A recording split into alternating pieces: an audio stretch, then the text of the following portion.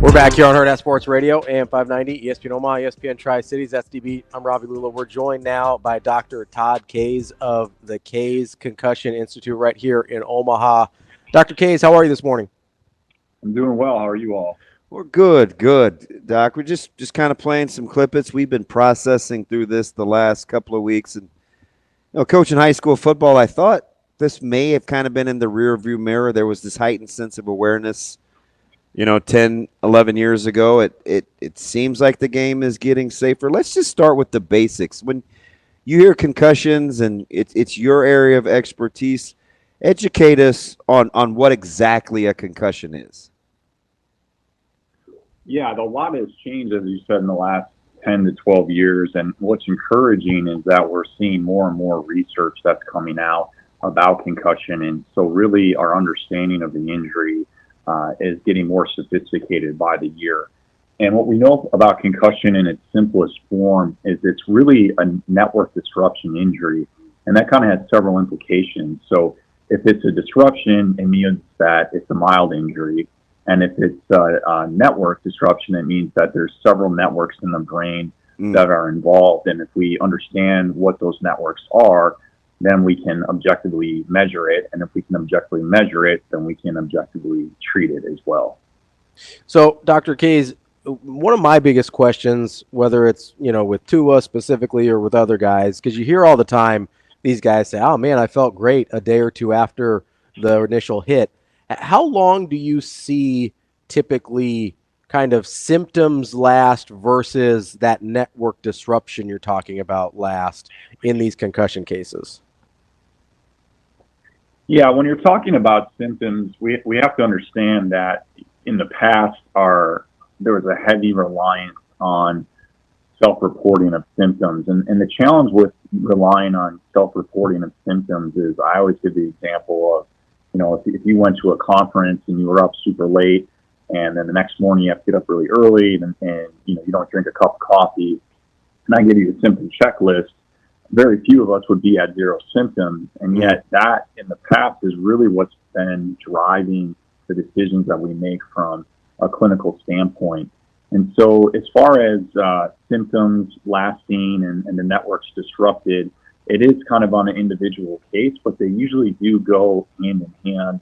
And one of the challenges is that really the more a person is well conditioned, as long as they kind of continue to engage in the physical activity that they're used to while minimizing the risk of hitting their head, the likelihood that they'll recover quickly is higher, and then they actually recover faster as a result. And so that's why you do see a lot of times these pro athletes rebound fairly quickly, just because their ability to heal and recover is so much higher because they are so well conditioned. And from a kind of scientific standpoint, our autonomic system is what helps us to regulate most of our body functions, and what's less appreciated is it helps us to kind of return back to balance or homeostasis.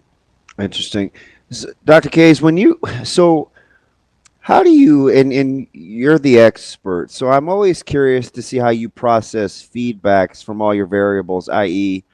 patients, right? So you hear, how fine a line is it between being dismissive or coming across as dismissive of potential dangers and risks versus when you just feel like that's the response you get when people feel like they've been handicapped with all the facts, right? Because Ravi, we were going back and forth over the week, and it's like, well, he seems so dismissive about the potential outcomes. And I'm like, or maybe he feels he's so educated that he understands the outcomes. How fine a line is that?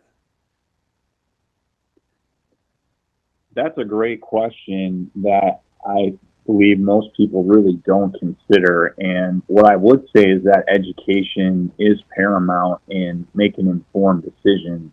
All of us take on risk, as you were saying just before I hopped on, and that level of risk is obviously heightened when you're playing contact sports, and you have to have informed information about what are those risks that are involved. I would say the line really is that more times than not, people have too little information or they have incorrect information about this injury. And in my experience, when you're able to really break down and articulate for patients what this injury is, what those networks are that are impacted, why they're having the symptoms that they're having, why we're going to approach the treatment and the rehab in the particular way that we are, and what are the clear objective findings that we're looking for in order to clear them, people have a lot more confidence in what's going on, and it kind of helps to dismiss or demystify, I should say, the magic number of concussions myth that's going around as far as, if you receive a certain amount of concussions, then you're out. Interesting. So Dr. Caze, I'm glad you brought that up, because that's sort of, I think, the thing that bothers me is kind of the multiple concussion cases, right? Where I guess, what does the data tell you both about kind of the risk of another concussion kind of once you've had one or have had multiple? And then how does that change your long-term outlook when you're getting these kind of multiple concussion cases?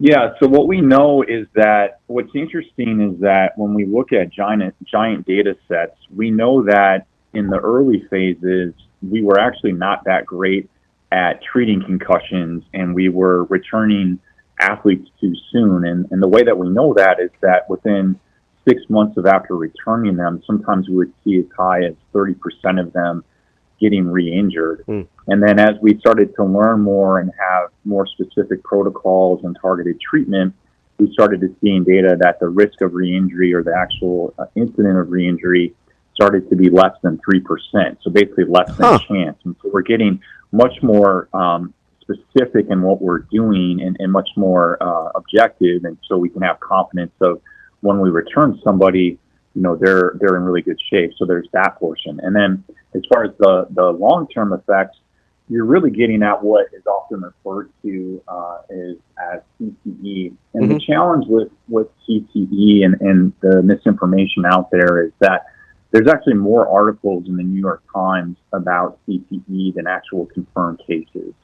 And so I'm not saying that there's not something to CTE. There is some thoughtful research out there, but we definitely have to learn a lot more. And people who are stating that it's a known phenomena, it's something that can be diagnosed while someone's living, that's just not supported by the research. And every once in a while, we do have to talk to athletes about, is it time to consider medical retirement? And I would say that that's extremely rare. Like maybe, in my experience, 1 out of every 2,000 cases, I'm having to have that conversation.